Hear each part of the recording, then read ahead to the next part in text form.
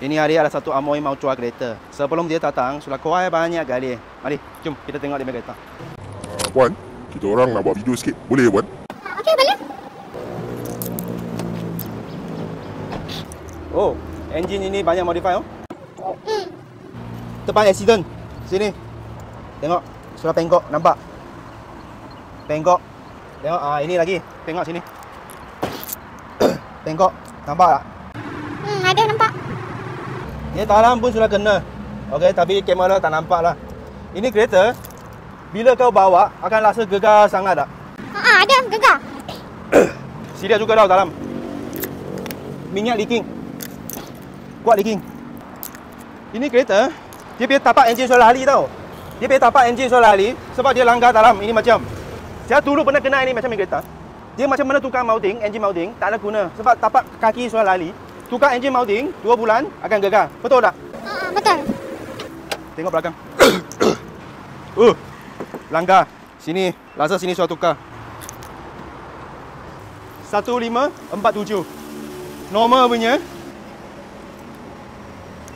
166. Sini accident kuat. Ada hutang lagi tak ini kereta? Ada bos. Ini kereta husband saya baru beli 1 tahun. 1 tahun. Deposit 5,000. 5,000. Ikat berapa tahun 5 tahun. Hah? Bulan-bulan bayar 1,150. Belum kredit ah? Ya, no kredit. 1150 60 bulan. So sudah tukar 67,000 kan. Tambah 5,000 deposit 72,000 wang muka. 72 total. Ini kereta sekarang mau jual susah tau. Saya rasa bla-bla aja. Sebab dia depan accident kuat. Tak tahu ini kereta tengok ada masalah, tak tahu cakap. Kenapa kau beli ini kereta itu masa? Husband saya tu lah bos. Dia nak sangat kereta ni. Dia kata seat dah cantik, colour pun limited edition. Dia nak sangat beli. Ricardo seat. Sebab Ricardo seat saja. Beli 72. Tapi pelik kenapa korang tak mau beli cantik punya, sendiri pergi cat. Ini siap semua. I tak boleh buat apa. I boleh cakap ini kereta mau jual sangat susah. Sekarang ini kereta, kita ambil bela-bela aja. Bagi dia 20. Kau nak jual, lagi kena top up 20,000 I rasa kena pakai saja.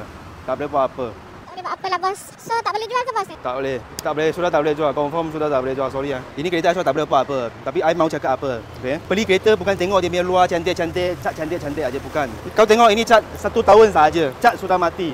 Rugi tau. Kau pergi bayar sama orang 3,000 sudah boleh cantik-cantik. Kau beli tadi tak tahu mana tempat lah. Tengok ini cat rugi sangat. Ingat beli kereta jangan tengok cantik saja, semua pun pergi tak mau. I nampak korang kesian tau. Beli kereta kena smart. Okey, betul-betul punya. Okey, beli sendiri modify. Tengok engine pun sudah lari. Nanti buat balik pun tak boleh. Sendiri susah. Betul-betul sangat susah. Lagi mau 1150 5 tahun. Ini macam boleh bayar rumah.